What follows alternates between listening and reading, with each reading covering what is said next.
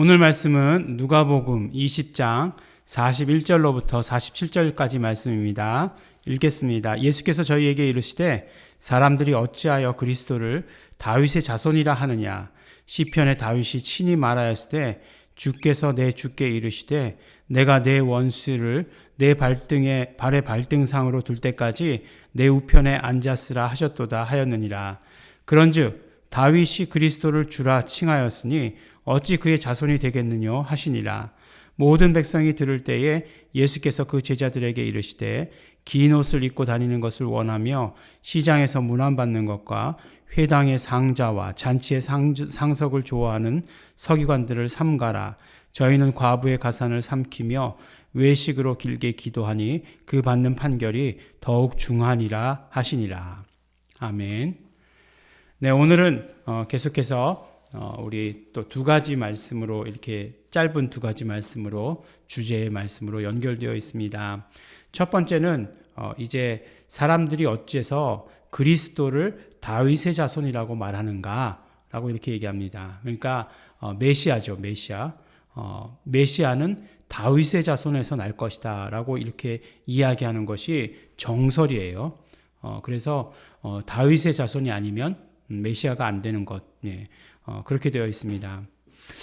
근데 시편에서 뭐라고 얘기하고 있냐면 시편 110편 1절에 여호와께서 내 주께 말씀하시기를 내가 내 원수를 내 발판이 되게 하기까지 너는 내 오른쪽에 앉아 있으라 라고 하시는 말씀이 있습니다. 그러니까 여호와께서 내 주께 말씀하시기를, 이제 내 주가 바로 메시아고 그리스도신 거죠. 이제 예수라는 말은 빠져 있습니다. 그렇지만 바로 여호와께서 그리스도께라고 이렇게 말씀하고 있어요. 근데 사실 이 말씀은 유대인들이 이해하기는 어려운 말씀입니다. 왜 어려울까요? 유대인들은 삼위일체의 말씀을 알지 못했기 때문에 그래요. 그렇기 때문에 예수가 하나님이시고 하나님의 아들로 오신 독생자로 오신 예수가 그 메시아가 그리스도가 하나님이시다라고 하는 그 사실을 완전히 이해하지 못했죠. 그렇지만 바로 예수가 하나님이심을 그리고 동시에 예수가 그리스도이심을 믿는 것, 우리는 어떻게 그렇게 믿을 수 있는가?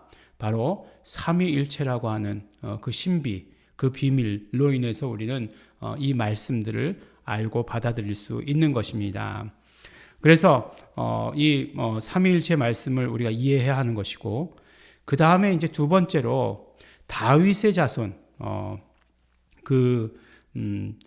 마태복음 1장 1절이 그거잖아요. 아브라함과 다윗의 자손 예수 그리스도의 세계라라고 이렇게 말씀하고 있지 않습니다. 말씀하고 있잖아요. 그게 무슨 뜻인가? 그럼 분명히 거긴 또 다윗의 자손이다라고 이렇게 얘기했는데 그것은 무슨 뜻인가라고 하는 것을 우리는 알아야 합니다. 이 아브라함 또 더불어서 다윗, 그러면 중요한 것은 다윗은 왕이었다, 부자였다. 그것보다도 더 중요한 것은 무엇이냐면 언약이에요. 언약. 아브라함과 세운 언약, 다윗과 세운 언약. 그래서 우리가 어제가 아니죠. 우리 지난주 마지막 금요일 날 우리가 말씀 가운데 함께 나눈 것, 바로 요 본문 위의 말씀이죠. 하나님은 아브라함의 하나님, 이삭의 하나님, 야곱의 하나님, 곧 뭐라고요? 산자의 하나님이시다라고 이렇게 말씀해 주고 계시지 않습니까? 그러고 나서 다시 또 다윗의 자손이라고 하는 것의 의미가 무엇이냐라고 하는 것을 예수님께서 말씀해 주시죠. 이 의미가 무엇입니까? 바로 그리스도라고 하는 것은 언약을 성취하시는 분이시다라고 하는 것을 이야기해 주시는 거예요. 그러니까 진짜로 자손이다 그래가지고 그 후손을 말하는 것이 아니고 바로 다윗의 뿌리에서 그 다윗의 그 언약을 완성시키실 이라고 하는 그런 의미다라고 하는 것을 예수님께서 말씀하시지 않으셨지만 그것을 이야기하는 것임을 우리는 알 수 있는 것이죠. 그래서 우리가 구원, 우리가 정말 어떤 죄사함, 구속 이런 걸 얻을 수 있는 것, 하나님의 사랑, 이걸 받을 수 있는 것은 율법에 속한 자가 아니라 바로 언약에 속한 자가 되었을 때라고 하는 것을 말씀을 통해서 우리 함께 나누었습니다. 우리가 언약의 백성이 되었을 때, 율법의 백성이 아니고 언약의 백성이 되었을 때에 우리는 바로 하나님의 사랑, 하나님의 구원, 예수 그리스도의 구속하심, 이 모든 것들을 경험하게 된다라고 하는 것을 우리가 말씀 가운데 나누었습니다. 그렇죠. 분명히 다윗이 주라고 표현한 분은 예수 그리스도세요. 예. 근데 그게 어떻게 자손이 될 수 있느냐? 안 되는데요? 라고 이렇게 얘기하지만 그 자손이 그 자손을 말하는 것이 아니라 바로 다윗의 뿌리에서 날 그 다윗의 언약을 완성하시리다라고 하는 죄송합니다. 완성하시리다라고 하는 것을 우리에게 말씀해 주시는 것입니다. 그 다음에 이제 두 번째로 이제 긴 옷을 입고 다니는 것을 원하며 이제 쫙 이렇게 나오면서 서기관들을 조심하라라고 이렇게 말씀하고 있습니다. 근데 서기관들을 보니까 서기관들이 아주 신망을 받는 그런 위치에 있었죠. 존경을 받는 그런 위치에 있었습니다. 그런데 그만큼 또 해서는 안 될 짓도 많이 했다는 것이에요. 과부의 가산을 삼키며 외식으로 길게 기도하니 라고 이렇게 얘기하고 있습니다. 결국은 무엇을 잘못했다라고 하는 것보다도 서기관들을 향한 책망은 무엇이냐면 사람을 인도하는 일에 대한 책망이에요. 그러니까 사람을 인도하는 것을 잘못 인도하면 안 된다라고 하는 것을 예수님께서는 강력하게 책망하고 있으신 것입니다. 외식함으로 말미암아 그가 외식함으로 말미암아 그가 또 남들의 눈에 보이지 않는 범죄를 지음으로 말미암아 그러니까 과부의 가산을 삼켰다라고 하는 것은 진짜로 그런 일이 있었다는 것이에요. 그러니까 과부의 그러니까 과부가 아버지로부터 받은 결혼 지참금 같은 것들을 그러니까 맡아주는 거죠. 그러니까 그런 어떤 신뢰가 있으니까 맡아주는데 그 돈을 성전에 헌금했다 하고 이제 그것을 이제 빼먹는 그런 일들이 있었다라고 이렇게 해요. 그러니까 나쁜 일, 악한 일 그런 것들을 했다는 것 그것뿐만 아니라 사람들을 나쁜 길로 가서는 안 될 길로 인도하는 것이 가장 큰 책망받을 일이다라고 말씀하시는 것이에요. 자꾸 이제 어떤 목사님 말씀 들은 것 이야기해서 그런데 한국의 지금 한국 교회가 그 교회 안에 있는 사람들에 대해서 천국과 지옥에 대해서 정확하게 명확하게 말하지 않는다는 거예요. 그러니까 그분의 말씀은 세 분류의 사람이 있다는 거예요. 그러니까 첫 번째 분류의 사람은 세상에 속한 사람, 세상에 속한 사람이고 두 번째 부류의 사람은 교회로 인도되어 온 사람. 그리고 세 번째 부류의 사람은 바로 이제 그 예수 그리스도를 영접하고 완전히 전도되어져서 예수님의 제자가 된 사람 이렇게 이야기하고 있습니다. 근데 첫 번째 부류의 사람, 세상에 속한 사람은 지옥 가는 게 너무나 당연하다는 거예요. 그리고 세 번째 사람은 천국 가는 게 너무나 당연하다는 것입니다. 근데 두 번째 부류의 사람은 가봐야 한다는 거예요. 가봐야 한다. 굉장히 이거는 정말 모험 같은 그런 이야기 아닙니까? 근데 가봐야 아는 거면 안 되잖아요. 우리는 다 천국 간다 믿고 있잖아요. 근데 믿고 있는다고 해서 천국 간다고 믿고 있는다고 해서 천국 가는 건 아니잖아요. 근데 천국 가도록 믿음을 줘야 되는 거죠. 무슨 어떤 믿음? 예수님을 영접하는 믿음을 줘야 되는데 오히려 그것이 아니라 그냥 이곳에 그냥 인도되어져서 있게 하는. 근데 그러면 두 번째 부류와 세 번째 부류의 가장 큰 차이점은 무엇이냐?